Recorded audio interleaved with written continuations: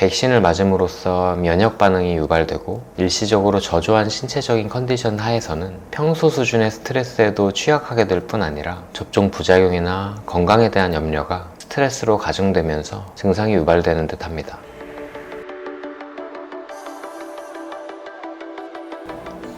안녕하세요, 고원장입니다. 오늘도 평안하게 지내고 계신가요?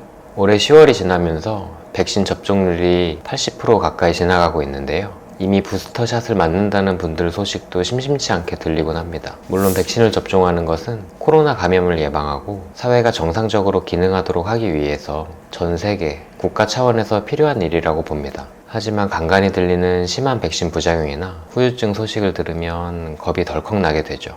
많은 분들이 실제로 백신 접종 후에 여러 가지 부작용이나 죽음에 대한 공포 등을 미리 두려워하여 접종을 주저하거나 거부하시기도 하는 것으로 압니다. 그럼에도 접종을 하지 않으면 활동에 제한이 있기에 어쩔 수 없이 백신을 맞은 분들 중에 여러 가지 정신건강 문제들이 발생하는 것을 진료 현장에서 봐왔는데요. 그 예들이 무언지 어떻게 대처해가면 좋을지 말씀드려 보겠습니다. 진료 현장에서 가장 흔하게 본 것은 접종 당일 혹은 수주 이내에 공황발작 혹은 과호흡 등의 불안 증상을 겪는 것이었어요. 실제로는 불면이나 건강염려증 등의 증상이 더 많을 것으로 추정되지만 공황발작의 경우에 증상이 충격적이고 강렬하여 내원을 할 수밖에 없기에 더 흔하게 느껴지는 듯합니다. 공황발작이란 예기치 않은 상황에서 신체, 정신적으로 극심한 불안과 공포를 느끼는 상태로 숨이 가쁘거나 심장이 매우 두근거리고 식은땀이 나고 토할 것 같고 손발이 떨리는 등의 일련의 증상을 함께 경험하게 됩니다.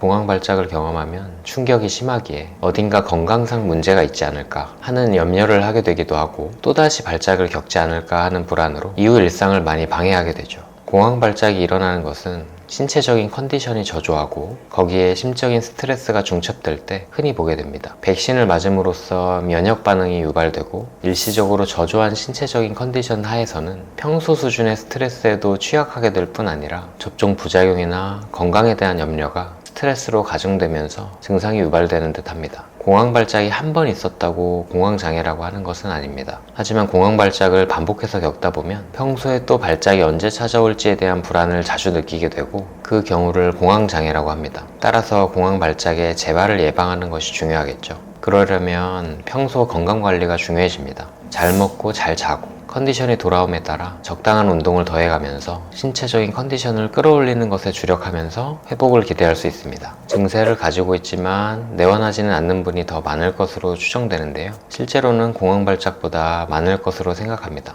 진료 현장에서 상대적으로 덜 보게 되는 이유는 사람들이 코로나 감염, 백신 접종 후의 부작용에 대해 많이 이야기하다 보니 건강 염려 증세가 어느 정도 있는 것은 당연하다 라는 인식이 작용하는 것도 있고 신체 증상과 신체적인 병이 있을 것이라는 생각 자체에 집중을 하다 보니 정신과적인 상태라는 인식을 하지 못하는 것도 관련이 되어 있습니다. 공황발작을 경험하는 분들에게도 건강염려 증세가 흔하지만 그렇지 않더라도 흉통이나 다른 신체 부위의 통증 등 평소와 다른 이상 증세를 반복적으로 겪다 보면 병이 있는 게 아닐까 하는 생각을 하게 되실 수 있을 텐데요. 문제는 정도가 과해서 일상을 크게 방해하고 있을 경우죠. 심장병이나 뇌졸중, 몸의 어느 부위엔가 암이 있지 않을까 하는 등의 염려나 걱정이 지나쳐서 병, 검사, 치료, 예후 등에 대해 오랜 시간 반복적으로 찾아보거나 이상이 없다고 하는데도 검사를 추가적으로 받는 행동들이 나타나게 됩니다. 만약 하나 이상의 신체 증상에 대한 오해에 근거해서 심각한 질환에 걸렸을 것이라는 생각과 집착으로 일상생활의 어려움이 오랜 기간 동안 발생한 경우에는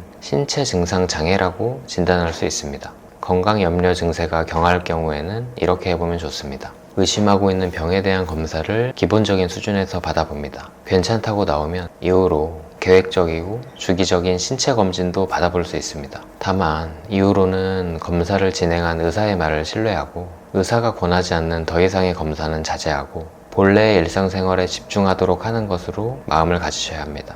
다만 건강염려 증세가 심한 분들은 정신건강의학과 치료를 찾지 않으시고 경과가 만성적이기 때문에 현실적인 대처 방안으로는 지나친 건강염려 증세가 정신건강의학과 치료가 필요한 상태임을 자각하고 또는 주변의 보호자가 설득하여 치료에 찾아오시는 것에 있습니다. 치료 시에는 증상과 병의 여부에 집중되었던 것을 스트레스 관리, 증상이나 만성 질환에 대한 적응을 보조하는 쪽으로 점차 이동하면서 도움을 드릴 수 있습니다. 이미 저희과 치료를 받으면서 큰 문제 없이 지내던 분들도 백신 접종 이후 얼마간은 불면 증상을 호소하는 경우를 많이 보았습니다. 진료에 오지 않은 분들 가운데서도 상당히 흔할 것으로 여겨지는데요. 접종 이후 신체 내에서 여러 가지 면역 반응이 일어나면서 각성 상태가 만들어지고 근육통, 발열, 두통, 위장장애 등 신체적인 부작용을 겪으면서 2차성 불면증이 유발된 것으로 생각합니다. 신체적인 컨디션이 회복되면서 불면도 호전되는 경우에는 다행이지만 몸 상태가 회복이 된 이후에도 불면 증상만큼은 이후로 만성적으로 이어질 수 있습니다. 특히 평소에 수면 습관이 좋지 않은 경우에 가능성이 더 높은데요. 다음과 같은 숙면을 위한 방안들을 참고해 보시면 좋겠습니다. 우선 불면의 신체적인 불편감이 관여하는 만큼 신체 증상을 해소하기 위한 방안들을 최대한 실천해 보세요.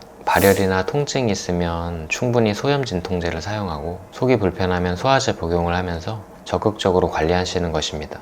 또 신체 컨디션이 떨어지면서 휴가를 내고 낮이나 밤이나 자면서 수면 리듬 자체가 흐트러지는 경우도 자주 있는데요. 어느 정도 견디기 힘든 시간들이 지나가면서는 정해진 밤 시간에 잠을 자고 일정한 시간 이후로는 기상해서 생활하도록 생활 리듬을 빠르게 되돌려야 합니다. 낮잠을 자는 것도 가급적 피해야 하죠. 이제는 몸 상태가 많이 나아졌는데도 불면만은 남아서 지속되는 경우에는 전문적인 도움을 받으셔야 할 수도 있습니다. 불면증일 경우에는 인지행동 치료나 단기간 약물의 도움을 통해 문제를 개선할 수 있고, 단순 불면증이 아닐 경우에는 거기에 맞는 치료를 받으시면 회복이 됩니다. 말씀드린 내용 외에도 백신 접종 이후에는 급격하게 전반적인 신체적 컨디션이 저하되다 보니 불안, 감정 기복, 우울 증상들이 발생하거나 악화되어 일상생활을 힘들게 하는 경우를 종종 보게 되는데요. 이전에 없던 문제가 지속되고 있다면 조기에 발견하여 조치할수록 일상생활에 제한받는 기간이 줄어들며 건강을 빠르게 회복할 수 있을 것이니 참고하시면 좋겠습니다.